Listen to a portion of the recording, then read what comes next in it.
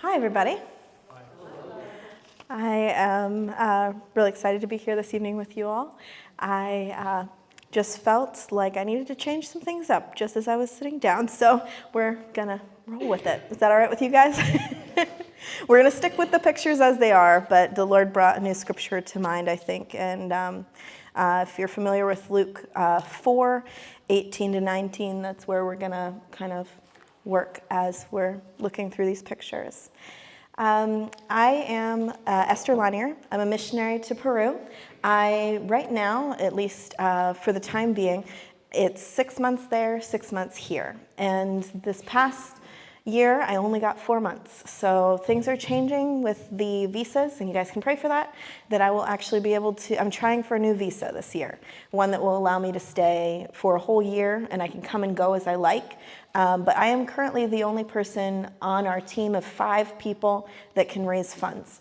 So we're working on that in the next couple of years. We're getting to the point where some of our local Peruvians will be able to start raising about half of their support on their own. And that's going to be amazing. But it's a process. And so for right now, we're really leaning on me being here in the States a certain number of months a year just to raise awareness for what we're doing, gain partners that will pray with us and that will give. And then I go back to Peru and I join the Peruvians that are already doing ministry there. And I also do a lot of research and preparation work to start new projects while I'm in country, and also help with teams when they arrive. So our main focus is sharing the gospel, strengthening churches, and serving communities. And we do that in a variety of ways, but it's always by sharing the hope of Christ with people. And we try to do that through local Peruvians, because we can come in as the U.S. and do things, but the local Peruvians are the ones that live there. They're the ones that their neighbors trust, and they're the ones that are well known. And they know the language already. They're already used to the extensive heat and humidity. They're used to the bugs. They know how to get food from the jungle. And so there's so many things that just prepare local Peruvians already to take on responsibility of reaching their neighbors for Christ. But this area is the part of Peru, the entire section of Peru that is Amazon jungle. And so there is the Amazon River that flows from Peru through Brazil and then goes out the Atlantic Ocean, right? But there's also, and I did not know this before working there, a bunch of source rivers that come out of the mountains of Ecuador and Peru to make up what we know as the Amazon. And so we are currently working along the Marañón River. And once we've reached that area, we hope to expand out and work on multiple other river locations. There's so much potential, because just in the area of Peru that we're working, there are 3 main river flows, and 2 of them have no access to the gospel yet. The one we're working on is beginning to have access to the gospel. And it's amazing to see the change in people as we continue to reach out to them. This area doesn't have any roads. They don't have any hospitals. They're over a day away from medical attention. And in the bigger cities, you'll see a big population of people. If we go back to the map for a second, Iquitos is the only big city in the entire district. Most of the villages are isolated, but they'll still house 500 or more people per village most of the time. Iquitos has 500,000 people living in it. What's the difference? Because Iquitos has electricity. It has a chance of getting jobs. It's got a few amenities. And so people flock there as best they can, but unless they have family that actually lives in the area, they usually can't make it there for long. And so they go back to these isolated areas and they squat on the land that actually belongs to the government. All of the land almost in this entire district does. They don't own it. They just live on it like the Native American Indians would have. Just traveling maybe every 5 years or so to a new location, hoping that the ground will be more fertile, that they'll be able to etch a living out of it. And so they live right on the river, right on the edge, so that they can get everything that they need. Their transport, their food, their water for drinking, everything is right there. And then the jungle is right at their backs, which is both a blessing and a curse. It's a very dangerous place to live, but as a community, they learn to work together to be able to live in these areas. This is a very exciting time right now because the people are desperate for what we're offering. They're wanting the hope of Christ, and they're coming into our churches in flocks. And we're not talking church buildings like this one. We're talking about some kind of a thatched roof or a tin roof with no walls, right? Just something where that keeps the rain off so that they can meet together, because it rains a lot in the Amazon jungle. I want to read Luke 4:18-19 now. The Spirit of the Lord is upon me, because he has anointed me to preach the gospel to the poor. He has sent me to heal the brokenhearted, to proclaim liberty to the captives, and recovery of sight to the blind, to set at liberty those who are oppressed, to proclaim the acceptable year of the Lord. Jesus was the one that fulfilled that. He is the fulfillment of this prophecy.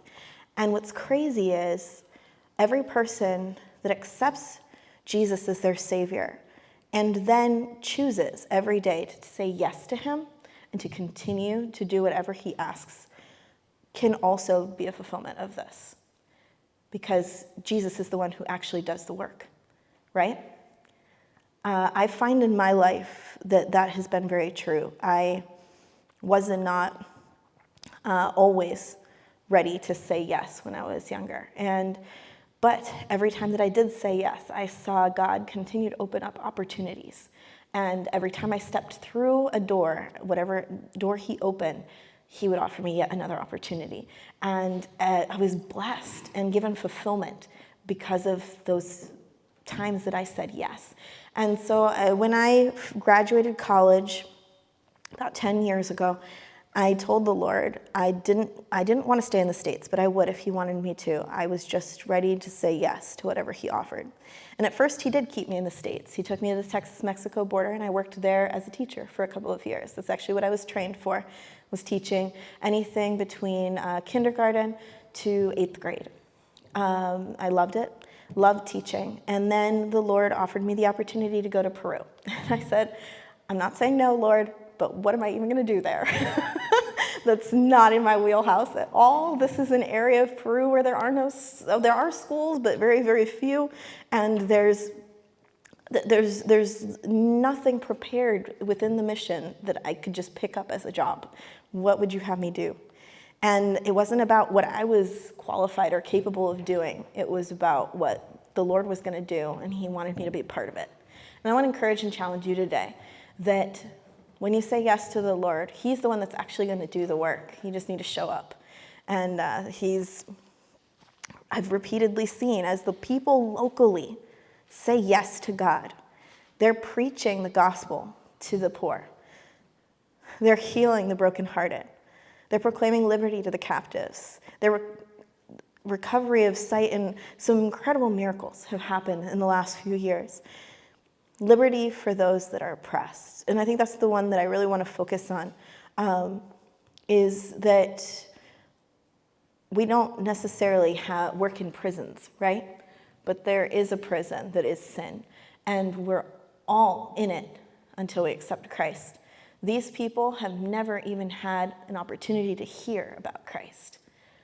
They need so badly to hear about him, to even have the opportunity to accept him and be free. And every time we're taking it to a new village, they're grabbing a hold of it. Jesus is the bread of life. He's the one that can sate their hunger and their thirst. And we can provide that. We can share our testimonies, and we can be a part of what the Lord is doing in Peru. And you, even though you may never get the chance to go to Peru yourselves, can be a part of that through prayer, through giving, and through going wherever it is that the Lord has called you to. Lucy is one of those kind of people. She has been a huge pillar for our ministry and a local Peruvian that grew up deeper in the jungle than we have yet to reach.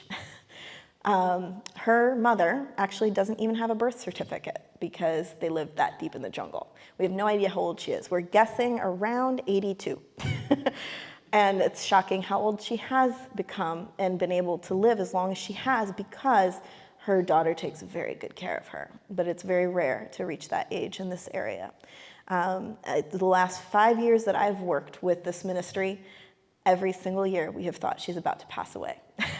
Every single year. And then it's almost like she comes back up from the grave and she does a whole nother year of, ministering and living a godly life. And she can't do much anymore, but Lucy was actually the first Christian, and she was actually the one that evangelized her parents. So her 82-year-old mother is a Christian in a big part because of Lucy herself.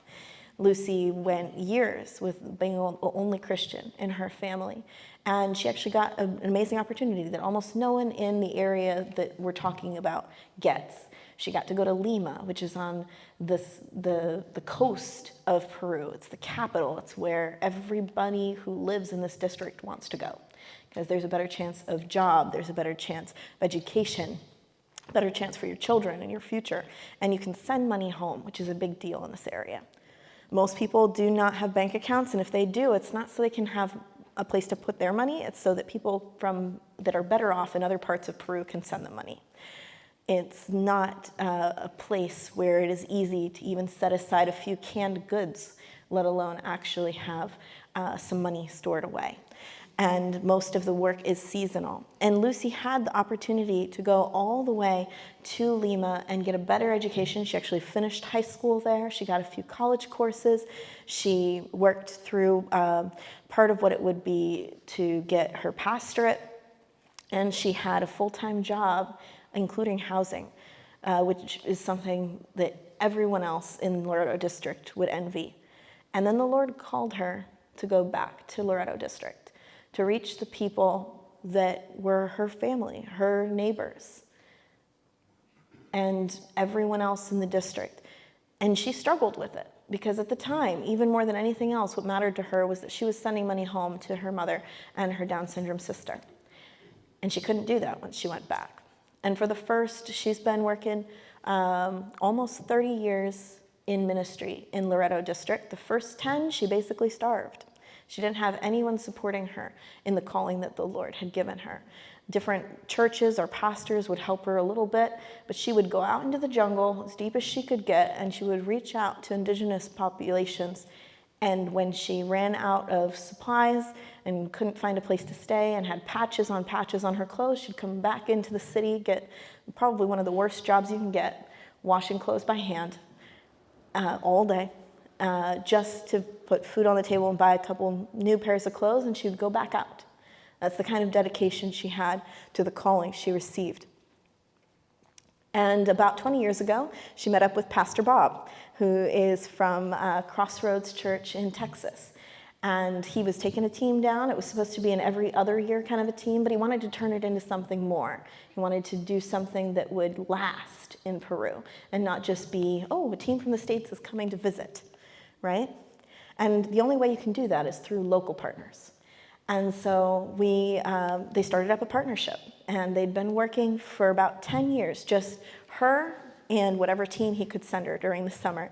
And then about 10 years ago, Jerson joined our team, he and his wife, and he now has 3 children, helped with the ministry. And then I came on board about 5 years ago. And this year, we're actually very excited to also have one more person join our team who's also named Lucy. So that's a very interesting situation where both Lucys do not have the name Lucy on their passports or their carnets. It's just their preference to be called Lucy. So neither of them's given that up. We have to call them both Lucy. If you get a chance, make sure you get one of these. It is updated and has our new Lucy on the list. She's the only team member besides Pastor Bob that doesn't actually live in Laredo District. She lives in a district all the way down here at the bottom of the page, and just right next door, and she's working with helping us from the other end of the Marañón River and reaching back our direction. So we have some really great potential to reach all of the Marañón district within the next few years. Not maybe every village, but definitely have some great preaching points along the whole of it. Discipleship is our next step, because it's one thing to evangelize, but what does the Lord say? Go into all the world and make disciples, right? It's not go evangelize to everybody and make sure they hear the gospel once. It's prepare them for their life as Christians, right? And to prepare them to be able to keep on going as Christians even when we're not there.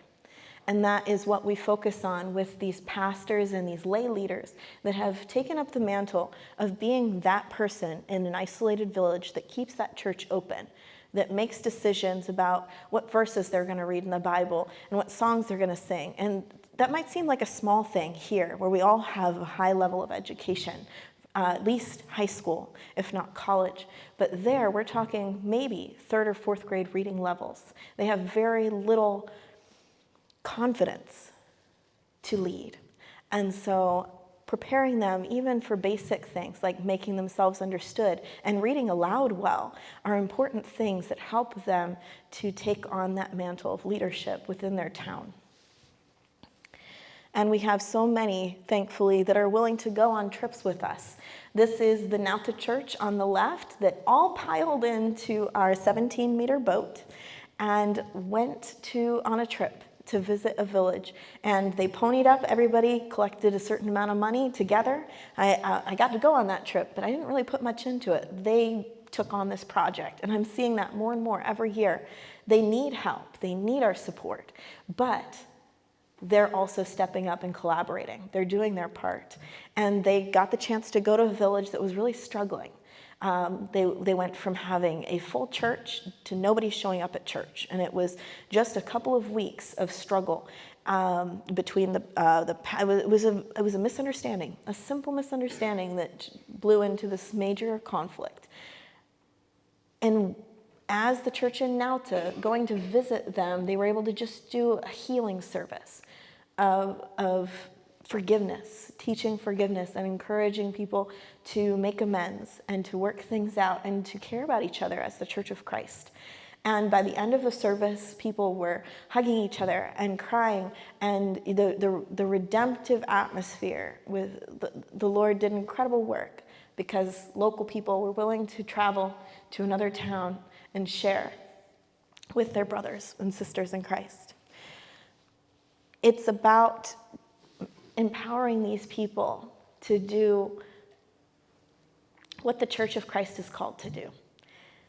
And every single little bit of education we give them, every little bit of modeling, going in and showing them how to do something, modeling for them how to accomplish something, they take it and run with it. They're doing it the next week as soon as they see how we do it. And so I have gone from being a teacher of children to being a teacher of teachers, which I never planned on doing.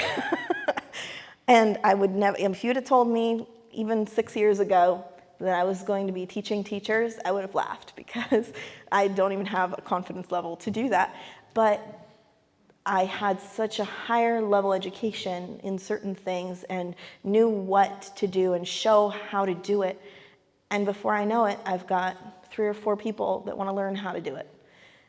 And then we start visiting these villages and training people to do kids ministry, training people to do youth ministry, training people to teach adults and to do theology classes even.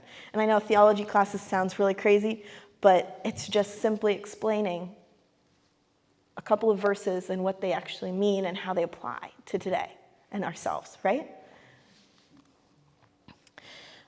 You can see there we got somebody who is helping to mix cement. I really appreciated the team that came from here. I want to thank you guys. As a church, you guys have blessed the communities, the vulnerable communities in this area, the ones that don't have access to the gospel and the ones that are just now learning and need that extra help and discipleship. You guys, as partners, have been a part of that. And when you guys sent a team out of this church, it was a huge blessing to a community where the pastor has only really just started up and needed that encouragement, needed the help getting the building in order, needed the help getting opportunities to work with all different groups, kids ministry, young people, adults.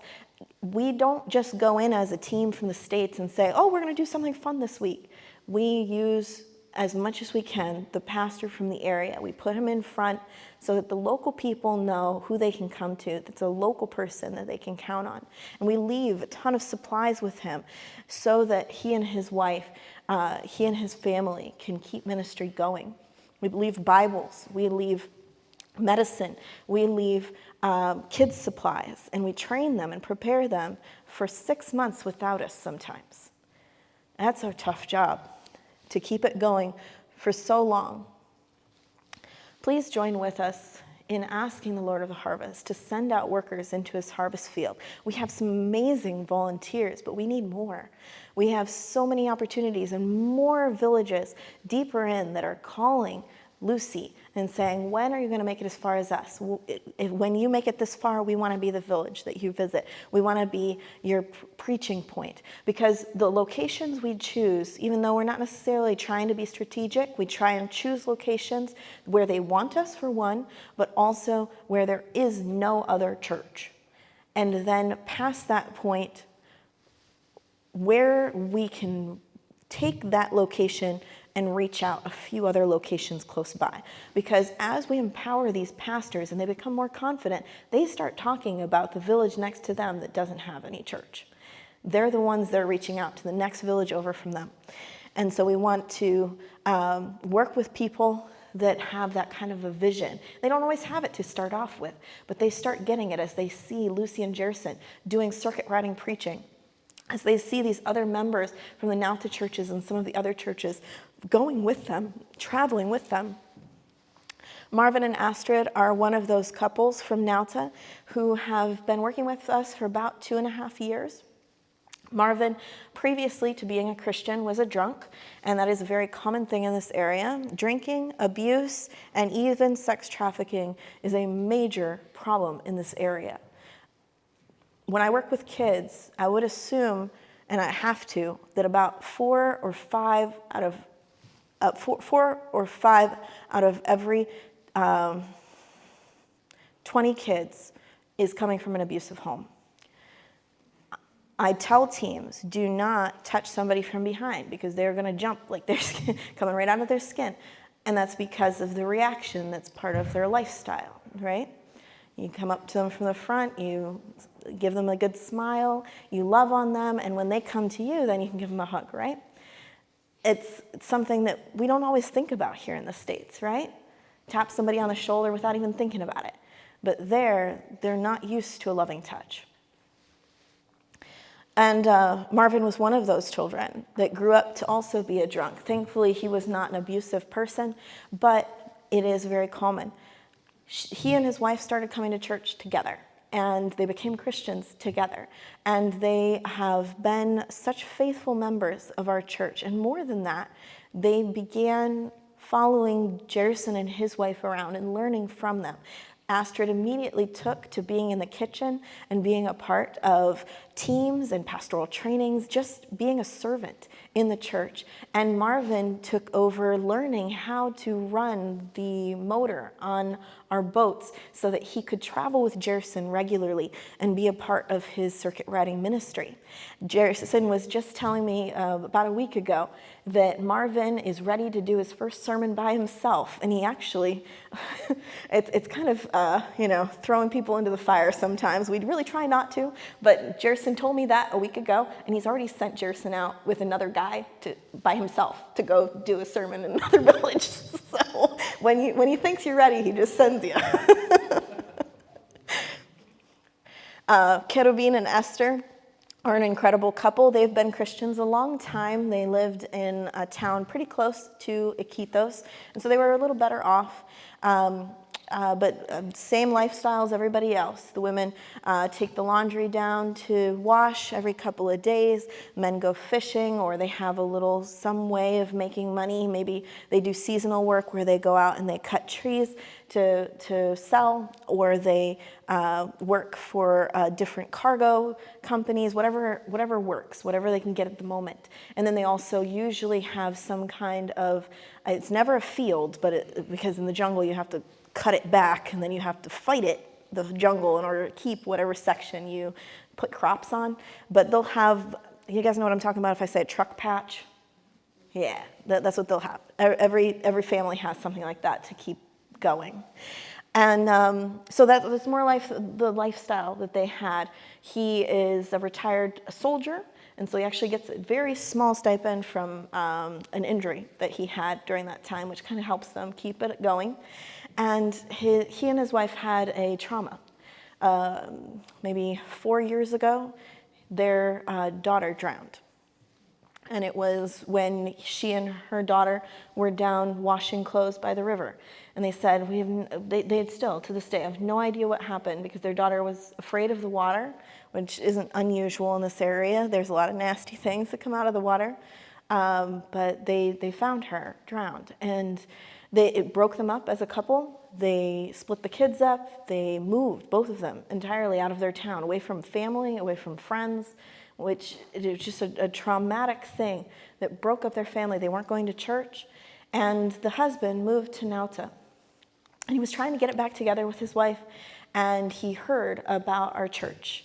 And what was so interesting about his testimony was the reason he chose our church when there are other churches in Nauta was because we fast and pray. He said, every other church I went to look at, they don't do that.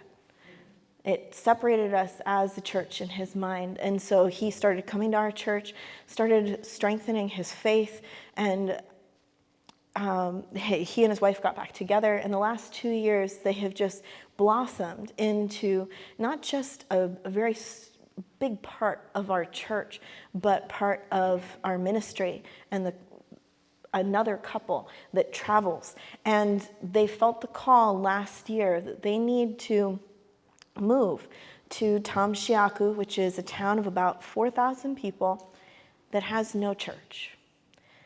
And we do have a church building. And whenever we go and visit, we get a flock of people. But we can't get anybody to lead the church. I'm not talking just, 30 or 40 people. I'm talking 70 or 80 at the drop of a hat. If we do, requests and do advertising, we get a mountain load of people that come because they want to learn. They want to be a part of a church, but there's no church open to be a part of. And so they're actually working with this month. Please pray for Esther. She's been having some health issues. And so every time they've talked about moving, she's had a setback health-wise. We've been working on this since December. So this is the month. We got to get them moved. And she's been feeling better. So Lord willing, this coming couple of weeks, they will be moving there to a pastoral house that we were able to set up for them right next to the church. And they're going to be able to keep that church open. And the people are already excited. They actually had a boost in membership from several visits that we've done there. And they had 3 families that were willing to try and help Pastor Kidubin keep the church open until he could move there. Antonio and Lindaura are Esther's parents. And they started coming to our church because they saw the difference that was in their kids' lives, right? Kidubin and Esther, their lives were transformed by being a part of a community, a real church community. And so they started working with us. And he's worked with missions in the past that have taken so much advantage of him. They've made him do different things, visit different locations, and left him there to do ministry entirely by himself. Years by himself. He got to the point where he just couldn't do it alone. And in a community style social circle like they have there, being left isolated is extremely difficult. They need to be around other people, and especially other Christians. And so for him, it was an extreme struggle to try and keep a church open alone. He has been helping us tremendously these last couple of years with keeping the Nauta church open. We do 6 services a week just in Nauta. And that's not because Lucy or Jerson said we need to keep the church open. It's because the people, the 50 or so people that go regularly to our church, came to them and said, we need you to open the church more. We need to learn more. And out of that group, these 3 families have come out, and multiple other singles and couples that are interested in ministry and that are growing to the point where they could do what Kirubin and Esther are doing, move to a location where they have no friends or family, but they feel a call. This might seem like a big group, but we're talking about a district the size of Texas that needs the gospel. We need your prayers. We need your help to keep these people going, and also to send out more just like them. It takes about 2 years to prepare somebody to do what these people are doing. And we already have a few people about a year in. We also have quite a few other people who are already in villages. This is one of our pastoral trainings. We do 2 a year, where they come in for a week from all over where we have preaching points and learn how to keep their churches open, how to share the gospel, how to, actually, most of the time, we're going to open a book of the Bible and we're going to talk about it. You're going to learn everything we can about this book of the Bible, and then what is incredible is they take that information, and I'm not kidding, they go home, and the first Sunday, in whatever service they're doing, right after they get home, they open that book and they start working on the first chapter. Because what they're learning in class, they're immediately taking and sharing with the villagers at home. This is one of my favorite things about this ministry, is seeing them join together, because all of these people come from isolated villages, most of them where they are the only strong Bible-believing Christians. Many of them have maybe 2 or 3 other families that are willing to come into church regularly and actually participate in helping them. They get a lot more people that come in and learn, but that don't feel feel confident enough, or don't feel called, or haven't learned enough yet to know the difference. But they're alone in some way, especially according to the culture there. They feel alone. And when they come in for these pastoral trainings, they realize they're not the only one in the same boat. They're all working for the gospel in their different little areas, and they get that chance to be together with people that are in the same boat as them, that are learning the same as them and struggling the same as they are. The conversations you hear over the lunchroom are so much fun to watch them as they encourage each other and challenge each other and share the good and the bad and the struggles, and then go back to that town and have a new fire, a new excitement for what they're doing. The Lord has some incredible plans for these people. I'm going to read Luke 4, 18 to 19 one more time. The Spirit of the Lord is upon me, because he has anointed me to preach the gospel to the poor. He has sent me to heal the brokenhearted, to proclaim liberty to the captives and recovery of sight to the blind, to set at liberty those who are oppressed, to proclaim the acceptable year of the Lord.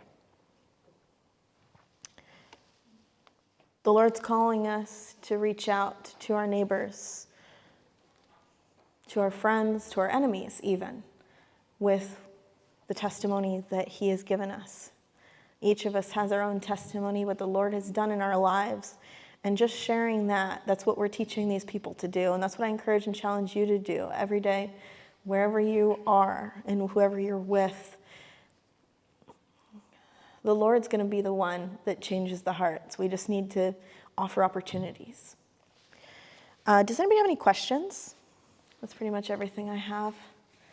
Anything you guys want to know, if there's any, yeah. What's the approximate population of the Loretto district? The approximate population for the Loretto district is a little over 1 million people. That's what's so shocking about the fact that Iquitos holds about 500,000 people. That's about half of the entire population of the district. And that shows you how desperate people are for just that little bit of extra help, isn't it? Yeah.